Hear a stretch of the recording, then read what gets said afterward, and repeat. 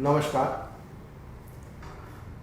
सबसे पहले तो मैं उन सभी दर्शकों का, पूरे देश का बहुत बहुत शुक्रिया अदा करना चाहता हूँ जो प्यार, जो रिस्पेक्ट आप लोगों ने इस फिल्म को दिया।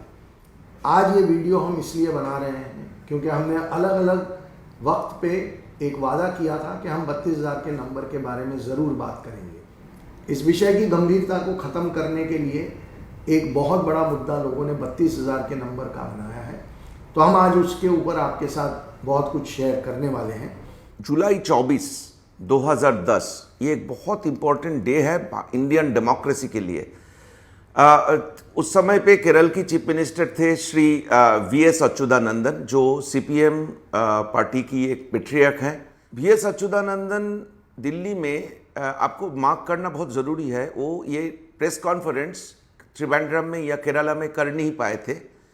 उनको दिल्ली आना पड़ा था। दिल्ली प्रेस क्लब में एक प्रेस कॉन्फ्रेंस में उन्होंने एक करीबन 27 मिनट की एक भाषण दिए थे, जो वीडियो यूट्यूब में अवेलेबल है। लेकिन उसमें जो सबसे इम्पोर्टेंट मुद्दा था वो है, उन्होंने बोला था कि अगले 20 साल में केरला एक इस्लामिक स्टेट बन जाएगी। ഒരു 20 കൊല്ലം കഴിയുമ്പോൾ ഇന്ത്യ കേരളം ഒരു മുസ്ലിം രാജ്യമാകും, ഭൂരിപക്ഷമാകും. അതിന് ചെറുപ്പക്കാരായിട്ടുള്ള ആളുകളെല്ലാം തന്നെ സ്വാധീനിച്ചിട്ട് പണം കൊടുത്തിട്ട് അവരെ മുസ്ലിമാക്കുക, മുസ്ലിം യുവതികളെ കല്യാണം കഴിക്കുക, അങ്ങനെ മുസ്ലിം ജനിക്കുക. ആ തരത്തിൽ ഇങ്ങനെ മറ്റ് സമുദായങ്ങളിൽ നിന്നെല്ലാം വ്യത്യസ്തമായിട്ട് മുസ്ലിം സമുദായത്തിന് ഭൂരിപക്ഷം ഉണ്ടാക്കുക എന്നുള്ള ഉദ്ദേശത്തോടു കൂടിയിട്ട്. अच्छा, बड़ी मज़ेदार बात यह है कि उस समय पे केरल से पोलिट ब्यूरो मेंबर थे जिनका नाम था कॉमरेड पिनायरी विजयन। श्री विजयन आज केरल की चीफ मिनिस्टर हैं। उन्होंने तहे दिल से वीएस अच्युतानंदन जी की कमेंट्स को सपोर्ट किया था। आज जो क्रिटिसिज्म हमारे फिल्म के लिए हो रहा है केरल में, और जो पिनायरी विजयन सर पब्लिक भी आके प्रेस कॉन्फ्रेंस में जो बोला है कि हमने फैक्ट्स को डिस्टॉर्ट किया है, हमने प्रोपागेंडा फिल्म बनाए हैं, जो बात उन्होंने आज किए हैं और वो बात जो 24 जुलाई 2010 से अगले 2-3 दिन में उन्होंने किए थे, which is exactly 13 years back, दोनों में बहुत ज़्यादा डिस्क्रिपेंसीज है। और एक इम्पॉर्टेंट दिन है जो जून 25, 2012 केरल की लेजिस्लेटिव असेंबली की फ्लोर पे एक रिटन क्वेश्चन की आंसर में उस समय की जो केरल की चीफ मिनिस्टर थे ओमन चांडी जी, वो ऑफिशियली एक्सेप्ट करते हैं कि एक बहुत बड़े तादाद में इस देश में और पर्टिकुलरली केरला में कन्वर्जन हो रहा है। नंबर 2, उस दिन पूरे दुनिया को पता चलता है कि इस देश में 2 ऑफिशियल कन्वर्जन सेंटर है, एक पोन्नानी में, एक कोयिकोड में। नेक्स्ट पॉइंट, जो रेडिकलाइजेशन प्रोसेस में जो बार बार हम बातें करे आ रहे थे, हम एक वीडियो देखेंगे अभी। उस वीडियो में आप देखेंगे एक छोटे से बच्चे, मैक्सिमम 10-12 साल उम्र होगा, उसकी बॉडी लैंग्वेज आप फॉलो करिएगा।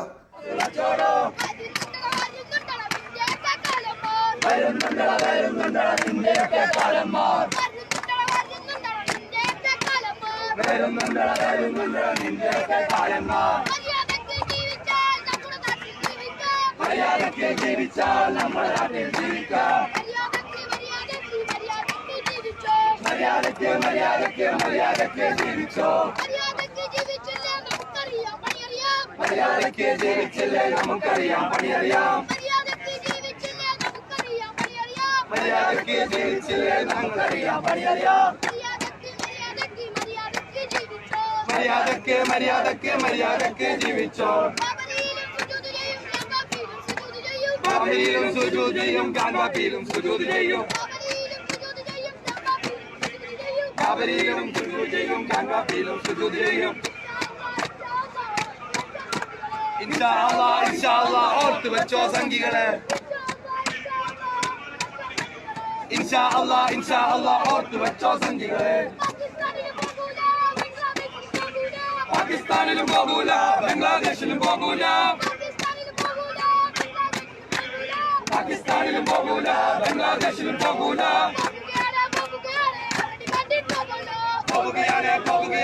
ये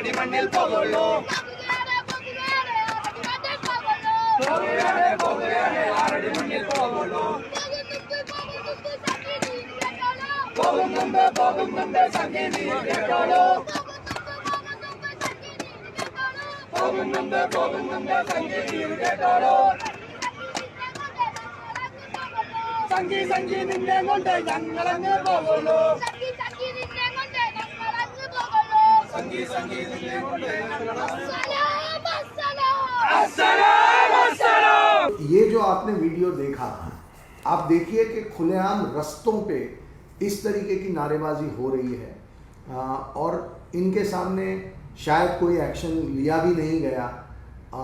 तो ये एक बहुत गंभीर और बहुत चिंता का विषय है। ये देखने के बाद आपको जो समाज प्रोग्रेसिव एक टैगलाइन लेते हैं, एक समाज जो एक धर्मनिरपेक्ष टैगलाइन लेते हैं, जो समाज इस देश में धर्मनिरपेक्षता की जो सेकुलरिज्म की जो कैपिटल बोल के क्लेम करते हैं, उसी जगह पे अगर इस लेवल पे रेडिकलाइजेशन छोटे बच्चे में होता है तो क्या उस सिस्टम को सवाल करने की टाइम नहीं आया? और वही काम हम हमारी फिल्म में कर रहे थे। हमारी फिल्म को बार बार लोगों ने कहा कि हम केरल स्टेट के अगेंस्ट हैं, हम एंटी मुस्लिम हैं, हम एक कम्युनिटी या एक धर्म के खिलाफ फिल्म को बना रहे हैं और हमारी फिल्म के अंदर जो जो तथ्य दिखाए गए वो गलत है। तो ये आपको हमने एक वीडियो अभी बच्चे का दिखाया। अब आप एक वीडियो देखिए, ये CNN की डॉक्यूमेंट्री है। It actually seems a fairly well-off village in the verdant Nilambur forests of Kerala's North Malabar belt in Malappuram district. Village Attikad has 50-odd houses home to some 200 people, women and children aged anywhere between 3 and 50. Well-made homes, motorcycles, even cars. The village seems modern had it not been for the medieval, almost anti-modern ideology of the locals. We're told the people here are of the breakaway Damaj Salafi sect of Yemen, living a strictly conservative existence. Damaj Salafi group in Yemen, are you associated with that? Damaj Salafi. Yeah. We agree with them. Scholar. They are Salafis. From a refusal to talk to media to outright hostility against TV cameras, we came up against a fiercely guarded privacy.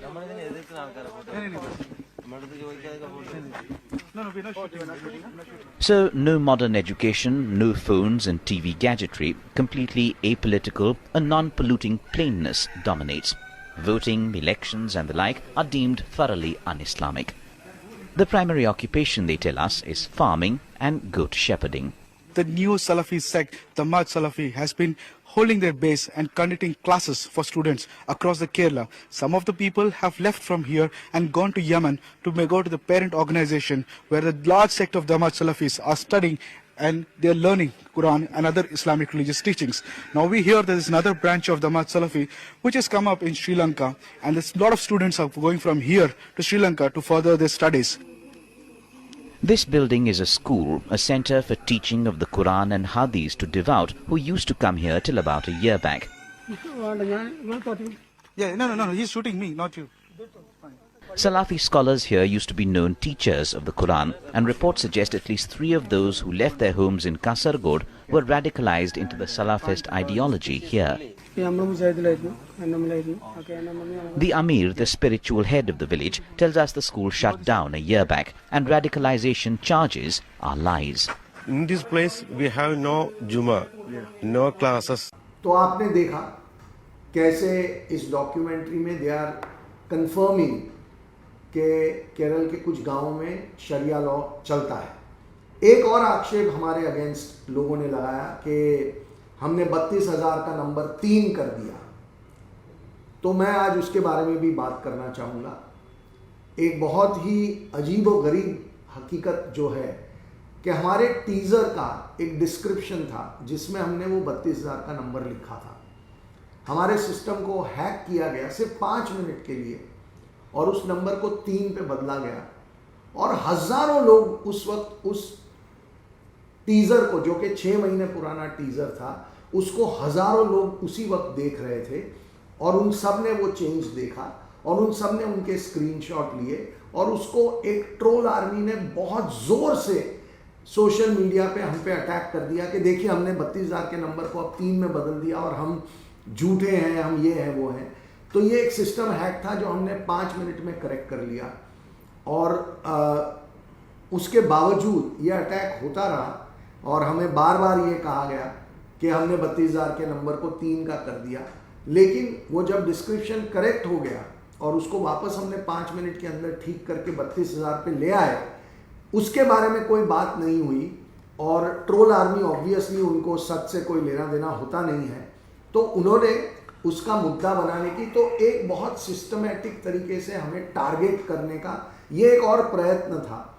तो मैं आज इस बात का भी खुलासा कर दूं कि ये 32,000 से 3 हमने चेंज नहीं किया था, ये हैक हुआ था सिस्टम जिसको हमने रिस्टोर करके फिर 32,000 का नंबर डाला था। लेकिन ट्रोल आर्मी इस सच को कभी नहीं मानेगी, ये आपके ऊपर है कि आप मानते हैं या नहीं मानते। और अब सबसे महत्वपूर्ण बात, आप सब ने जो सपोर्ट हमें दिया है और उस सपोर्ट की वजह से ये हमारा फ़र्ज़ था कि हम 32,000 के इस नंबर के ऊपर बात करें। तो उमान चांडी सर ने फ्लोर ऑफ द हाउस जो नंबर प्रेजेंट किया था ऑफिशियल डॉक्यूमेंट में, वो है 7,713, 7,713। ये उनका ऑफिशियल डॉक्यूमेंट है जो हम अब आपको दिखा रहे हैं। और कुछ बहुत ही जाने माने जो यूट्यूबर्स हैं उन्होंने कहा कि उनकी बहुत बड़ी रिसर्च टीम है और उस रिसर्च टीम ने एक नंबर निकाला जो कि 2,500 का नंबर था वगैरह वगैरह। वो अगर सचमुच 2 मिनट और रिसर्च करते तो उन्हें पता चल जाता कि उमान चांडी सर ने 7,713 का number floor of the house रखा था। अब हम नंबर जोड़ते जाएंगे और हम 32,000 पे कैसे पहुंचेंगे आप देखिए। 2 ऑफिशियल नंबर हमारे पास है जो न्यूज़पेपर में और केरल गवर्नमेंट की डॉक्यूमेंट में अवेलेबल है, वो आप लोग चेक कर सकते हैं, न्यूज़पेपर में चेक कर सकते हैं। वो है जो केरल में 2 ऑफिशियल कन्वर्शन सेंटर है, पोन्नानी और कोयिकोड में। उसकी 2015 का official conversion number is 900 and 2016 की ऑफिशियल कन्वर्शन नंबर 1312। आर्षा विद्या समाजम एक संस्था है। हम किसी भी लड़की का नाम पब्लिक नहीं करना चाहते, विक्टिम को शेम करना नहीं चाहते। उनके पास 6,500 लड़कियों का डेटा और रिकॉर्ड है। 6,500। आप में से जो कोई भी इस नंबर को चेक करना चाहता है वो आर्षा विद्या समाजम से चेक कर सकता है। हमने उनसे बात की है कि हो सकता है कि लोग आपके पास चेक करने आए और उन्होंने कहा है कि वो पूरा डेटा लोगों को ज़रूर दिखाएंगे।